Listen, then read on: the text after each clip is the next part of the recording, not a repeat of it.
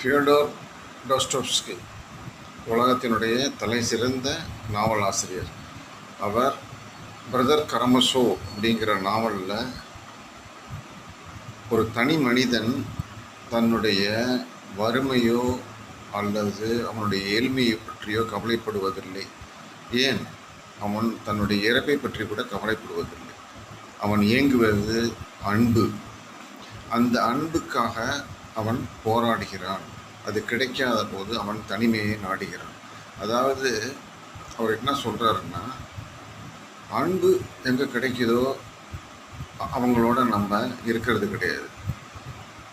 அங்கே அன்பு இல்லையோ அவங்களோட சேர்ந்து இருக்கணும்னு ஆசைப்படுறோம். இந்த முரண் தான் ஒரு அப்சர்டிட்டி, ஒரு அழகியல் இல்லாத ஒரு தன்மை மனிதன்கிட்ட இருக்குது அப்படிங்கிறது தான்